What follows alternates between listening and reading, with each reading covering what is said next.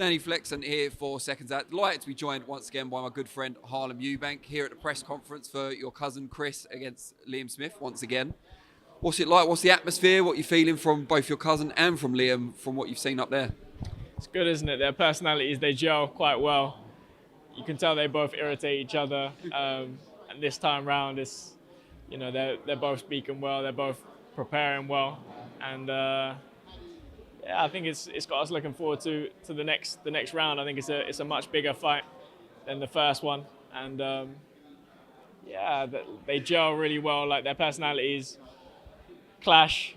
They just don't really like each other. And obviously Liam's got one over on Chris, and now it's time for redemption and Chris's chance to right the wrong and even the score.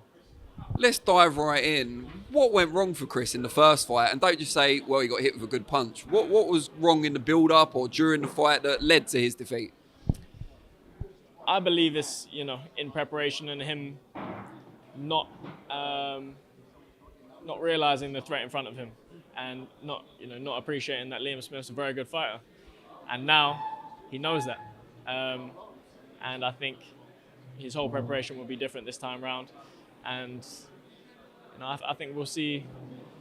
The real Chris Eubank Jr. And that's what I'm excited to see. I'm excited to see Liam Smith's a great fighter. I'm excited to see the best version of Chris against Liam Smith, and I believe that he will apply himself and present the best version of himself in the ring in this second fight. What you were just talking about there, the kind of underestimating Liam Smith, did you get a sense of that in the lead up to the fight? Like when you had conversations with him about the fight, could you tell that he was perhaps overlooking him a little bit? Not specifically. I think it's obviously that the fight came pretty quickly after the CONOR BENN fallout fight.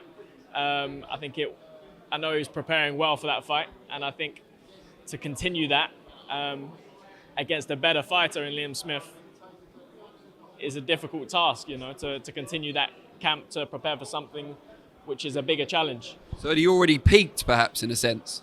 I think so. I think, that would have definitely played its part.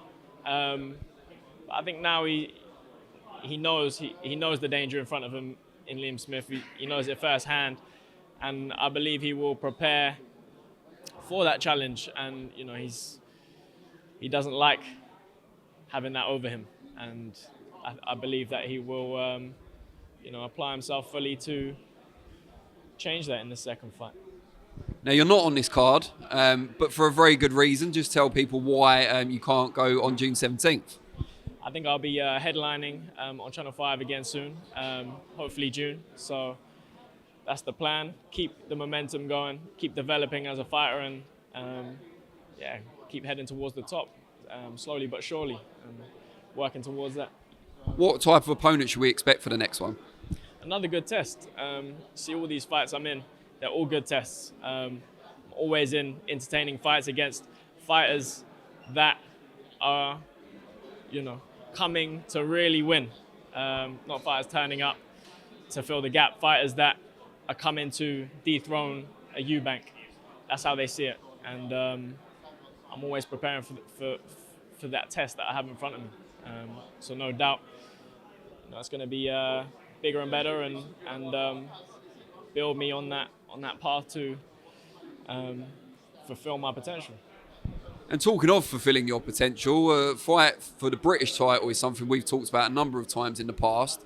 Dalton Smith's out pretty soon. It's just been announced against Sam Maxwell. We all expected it because they've done their little, face-to-face at the venue and stuff. But what do you make of that fight? Who do you expect to come out on top? And crucially, do you want the winner?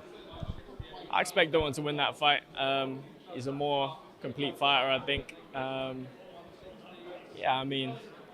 I think Maxwell, he had a great amateur pedigree, but this is the professional game, and Dalton's, I think, proven himself more in the professional ranks, and I think he's one of the best in the division, and I think I'm heading that way too. I think I'm ranked third on the official on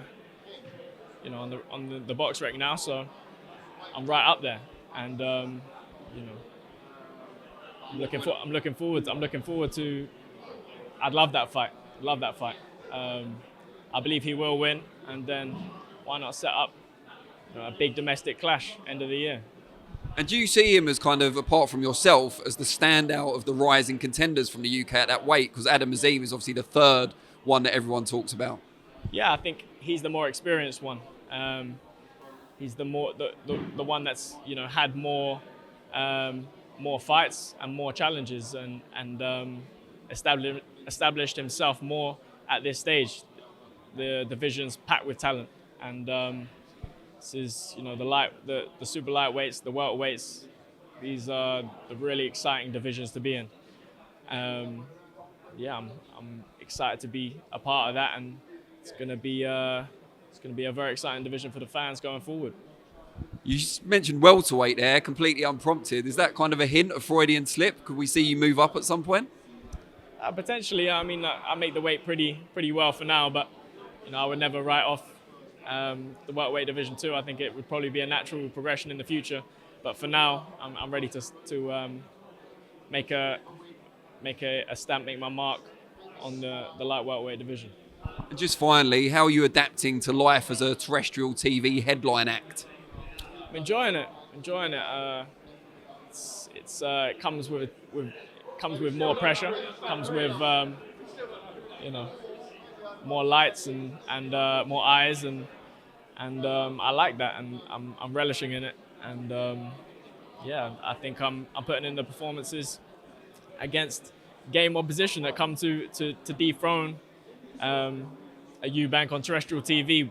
It's a platform for all these opponents coming to do that, and I just prepare well and make sure I'm ready each time for a big test. And I think I'm showing different parts of my game each time. I'm enjoying it. It's great on terrestrial TV, I'm relishing the opportunity. We look forward to seeing you back on there in June.